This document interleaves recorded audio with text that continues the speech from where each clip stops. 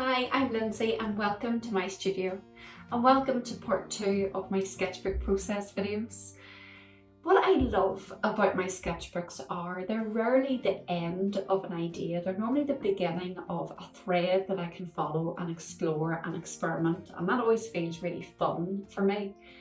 So today I thought I would share with you a few of my favourite woodland sketches and how I develop those further into paintings on paper. And these aren't finished paintings, they're just scaling things up, they're exploring a little bit more and seeing how they transfer from a smaller sketch into a larger scale.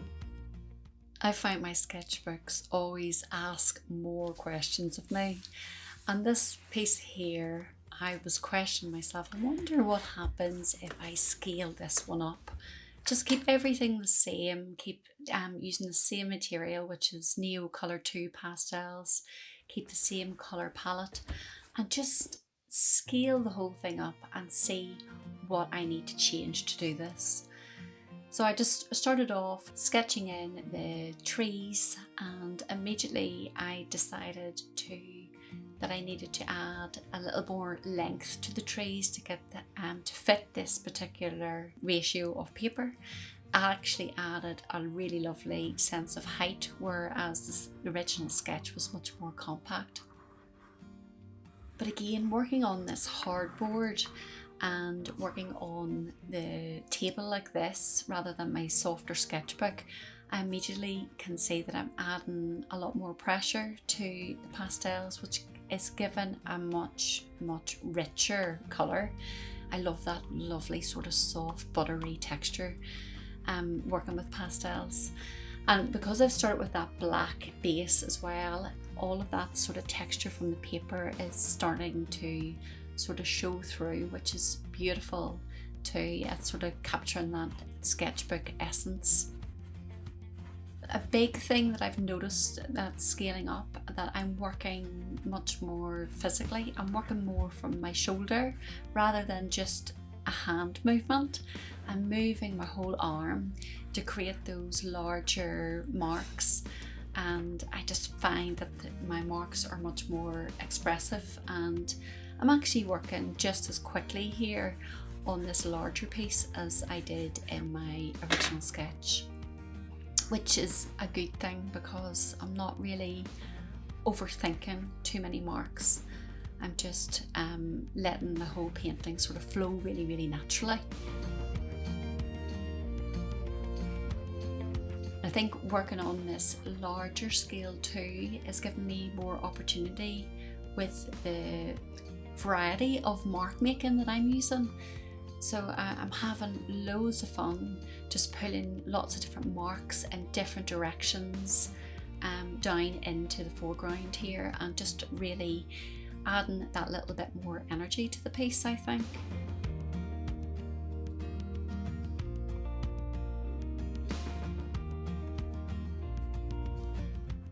And once I have blown this up into this larger scale, I find that I need to pull some extra colours down in, because you've just more surface area and there's more opportunity then to vary up the colours as well.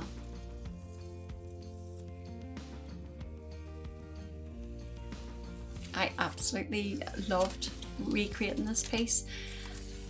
The original sketch is one of my favourites, and it was so nice to scale this up and just see how much it changed. It is much more vibrant, and I think that's to do with the pressure of working on the hardboard as well, and also having that larger surface area where you can apply colour to. But I think working on the black gesso and on the paper gives that gorgeous sort of textured feel with the pastels, and they capture the bark so well. That's something I really love about my sketchbook. It gives me the confidence to ask myself more questions like, what if I work bigger? What if happens if I change the colours? What happens if I change the composition? And to me, that is a real plus point of working in a sketchbook. It really helps me just to develop an idea that little bit further. I really loved working on this sketchbook piece, just playing around with collage and some painted elements and some pastels. And I wanted to see if I could develop that idea further. So I've decided to take a completely new sketch that I really loved sketching out, and I've introduced a new colour palette as well. So I've got my large piece of paper. I have started off with a black gesso base just to try to emulate that sketchbook page, and I've painted in the composition using acrylic paints. So now I'm thinking the original sketch didn't have any foliage in the trees, but I want to pull that green from the woodland floor up into the canopy of the trees, and I thought this is where I'm going to use the collage. So I have some hand painted collage papers ready to go, and I'm just going to finish off the base of the sketch. So I'm removing any of the areas that I've applied masking fluid, just to get those little glimpses of black gesso sort of peeking through. And I really want this to feel like such an immersive painting. I'm going to jam pack it full of different mark making. I'm using negative painting in the background to capture distance trees. I've added florals to this one. I've used lots of pattern in it. I've added a little bit of stenciling. Like, I'm literally using it as a huge sort of experimental piece where I'm just going to test out loads of these different ideas and play with mark making and little areas of scale. I'm doing this sort of carpet of flowers and playing around with scale there as well.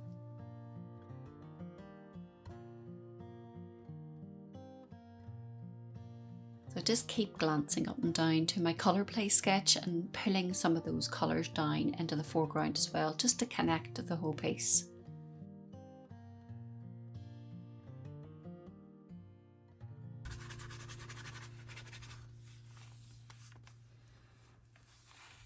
So now I'm going to bring in the collage element, and in the original sketch I used scissors to cut out sort of little clusters of abstracted leaves. But this time I've decided that I'm just going to tear the pieces and see if I can get a much more natural sort of feel to it. I'm still keeping that sort of idea of clustering the leaves together rather than individual leaves. And I'm just tearing out sort of abstracted shapes. Then I'm getting into the centre of the shape and tearing out little sort of holes in it so that you can actually see through to the background. And again, this is just, I'm just developing the original idea. I'm just trying to think of ways that I can interpret this and play.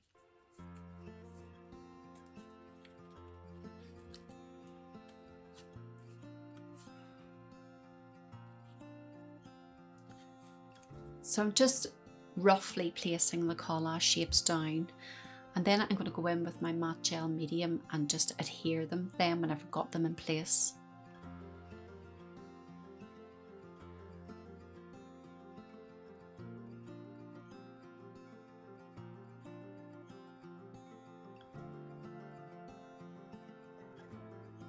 And for the foreground here, I lifted that colour to create some contrast between the sort of the shrubs and the tree, just so that you could really read that as a cluster of leaves.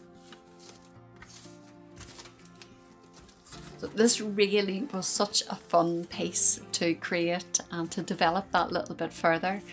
It's not a finished painting, it's just seeing how I could maybe introduce elements of this into more finished work. It's an experiment and a test.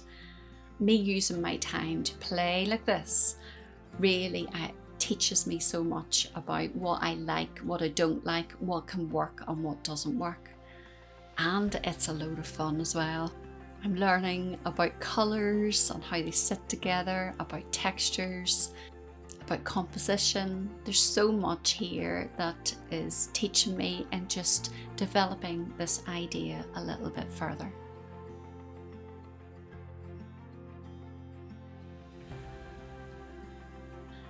It's definitely a maximalist painting. There's a lot going on, but I wanted to feel that you were in the middle of everything and surrounded by nature.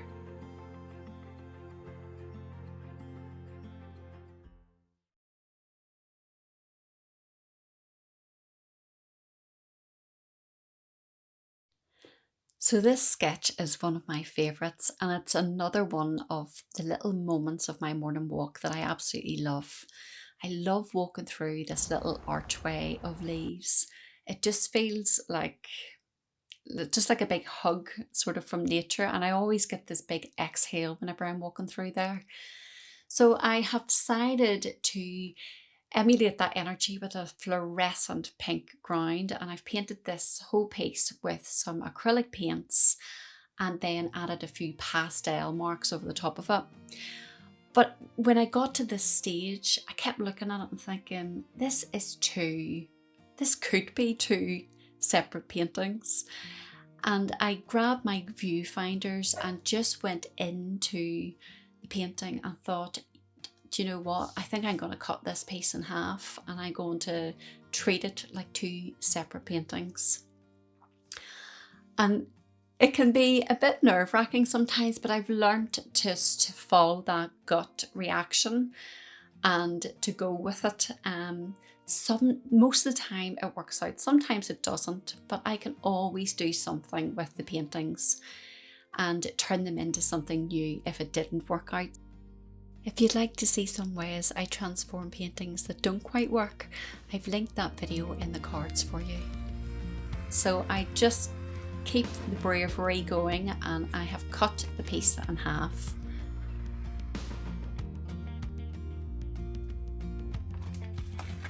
And as soon as they came apart, I felt I've made the right decision.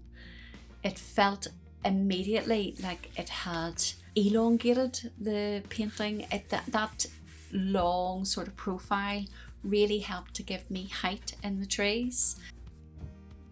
And again, it just had much more of an airy feel to it.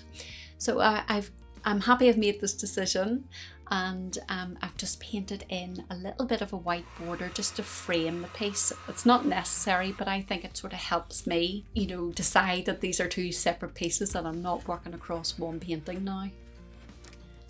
So now I'm just going to go back into the painting and activate some of the new Colour 2 pastels. And I'm just using that to soften the edges of the acrylic paint. I'm letting the painting really lead now, and I'm bringing that airy feel that seems to have come up from changing the composition.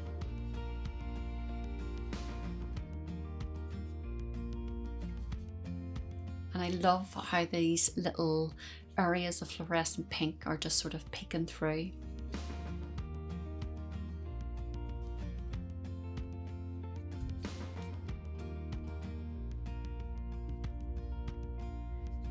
So from now, I'm not trying to recreate the sketch. I am just letting this painting, the way it's sort of leading me.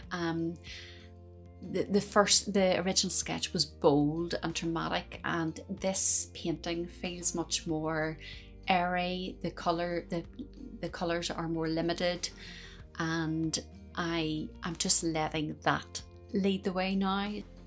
My brush marks are then dictating that as well. I'm pulling in a variety of greens into the foreground and grasses that gives that sort of breezy effect.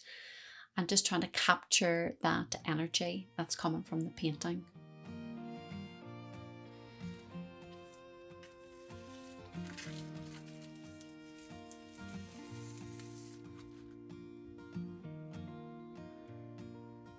So I love how this first one has finished, and I'm just going to go into the second one now and just refine some of those details, deepen down some of the tail areas, and then I've pulled that cream down into the pathway and into the little archway as well.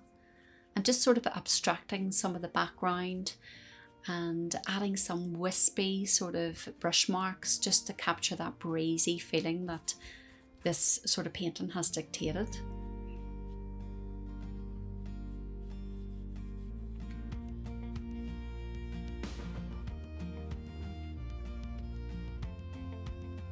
and I think there's a lovely energy from this. It feels like a lovely bright summer's morning, and I'm just so happy that I followed my gut and cut the painting into two. I think it works so much better as a pair rather than one large piece. So in the original sketch, I had a much lighter pink and it was much more condensed, but these paintings have given it such a sense of height, just cutting it into this composition. I'm pulling the colours so that the paintings sort of talk to each other, pulling the teals down into the foreground of the first one and up into the sky of the second.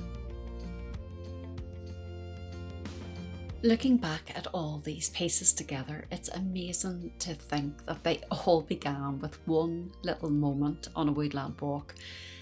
And what started as a simple sketch gradually grew into colour studies, larger explorations and paintings that I just would never have planned from the very beginning. And that's what I love most about working in my sketchbook and working this way. Every sketch teaches me something, and every little experiment or exploration opens the door to another idea. Thank you for spending some time with me today in my studio, and I hope you enjoyed having a little look into my creative process.